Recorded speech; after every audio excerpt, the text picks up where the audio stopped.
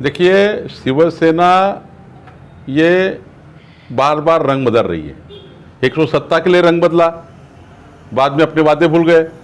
माननीय उद्धव ठाकरे जी ने कहा था कि हम खेत के किसानों के खेत के ऊपर जाकर 25,000 रुपये हेक्टेयर हम देंगे नुकसान भरपाई।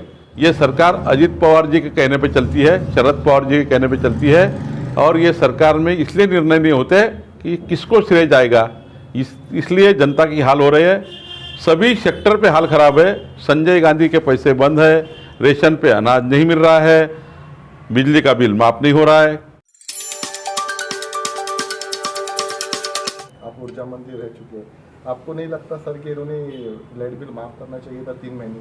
देखिए, महाराष्ट्र की सरकार ये बार बार जनता को झूठा आश्वासन देकर फंसा रही है।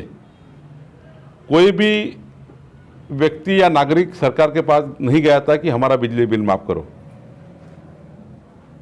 महाराष्ट्र सरकार ने घोषणा की थी कि हम मध्यम वर्गीय और छोटे जो आर्थिक दुर्बल परिवारों का बिजली बिल माफ करेंगे। उनने घोषणा की थी। जब घोषणा पूरी करने का समय आया तो सरकार पलट गई। ऊर्जा मंत्री ने कहा कि भाई हम कोरोना के संक्रमण का पूरा माफ करेंगे, बाद में कहा कि 100 यूनिट तक माफ करेंगे। 3 बार घोषणाएं की। उन्होंने अपनी फाइल है ये कैबिनेट में भेजी, लेकिन उस कैबिनेट के फाइल में अजित पवार जी ने उस फाइल को नकार दिया। आर्थिक दुर्बल परिवारों को न्याय देने के बजाय राजनीति हुई, और कांग्रेस ने श्रेय लेना चाहिए, क्या राष्ट्रवादी ने जाना चाहिए, और क्या शिवसेना को जाना चाहिए? श्रेयवाद की लड़ाई में बिजली का बिल का जो गरीब आदमी को 100 यूनिट तक 300 यूनिट तक बिजली माफी होने वाली थी वो रुक गई है। सरकार ने अभी भी जनता का अंत नहीं देखना चाहिए। और कोरोना के संक्रमण में तो जो शॉप बंद थे, जो घर बंद थे, वहाँ पे एक लाइट का 6-6 हज़ार बिल आया हुआ है। गलत रीडिंग किया गया, एवरेज रीडिंग किया गया, एवरेज बिलिंग किया गया है। तो एवरेज बिलिंग माफ़ करना चाहिए, एवरेज बिलिंग को स्क्रैप करना चाहिए। और मार्च, अप्रैल, मई, जून, जुलाई, ये 4 महीने का हर परिवार का 4 महीने का हर परिवार का हर महीना 300 यूनिट, यानी 4 महीने का 1200 यूनिट बिजली बिल माफ़ करना चाहिए। बहुत ज़्यादा बड़ा प्रश्न नहीं है। पिछले सरकार में मैं मंत्री था, 45 लाख किसानों का 5 साल 35,000 करोड़ रुपया बकाया हुआ, लेकिन हमने कोई भी किसानों के खेत में नहीं गए, किसानों का कनेक्शन नहीं काटा। ये सरकार अभी नोटिस दे रही है। ये सरकार किसानों को और घर वालों को नोटिस दे रही है और कह रही है हम बिजली कनेक्शन काटेंगे। लेकिन भारतीय जनता पार्टी ने ठहराया, मैंने ठहराया और सभी ने ठहराया है कि कोरोना के संक्रमण में जो बिजली का बिल आया हुआ है वो बिजली का बिल सरकार माफ़ करे। सरकार अगर माफ़ नहीं करती तो हम कोई भी घर में जो लाइनमैन जाएगा उसको आने नहीं देंगे और बिजली का कनेक्शन नहीं काटने देंगे। सर, पिछली बार सेना और बीजेपी साथ में एक साथ सरकार में थी सर, और सेना जो है तो बीजेपी की बहुत जय जयकार कर रही थी, लेकिन इस बार किसान बिल आपको पता है सर, जो पूरे किसान विरोध कर रहे, तो सेना ने भी जो है तो खुलकर सपोर्ट करना शुरू किया है और बीजेपी के खिलाफ जो है तो नारे लगा रहे, क्या कहेंगे? देखिए, शिवसेना ये बार बार रंग बदल रही है। एक तो सत्ता के लिए रंग बदला, बाद में अपने वादे भूल गए।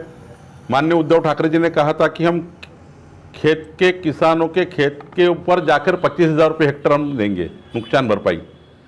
विदर्भ, मराठवाड़ा में सारी फसल गई, कपास गया, सोयाबीन नहीं रही, कुछ भी नहीं रहा, एक किसानों को पैसा नहीं मिला।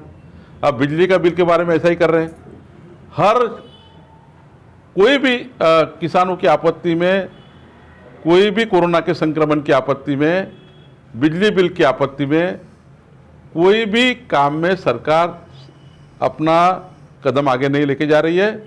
और जब जनता को पैसे देने की बात आती है तो ये सरकार मुकर जाती है।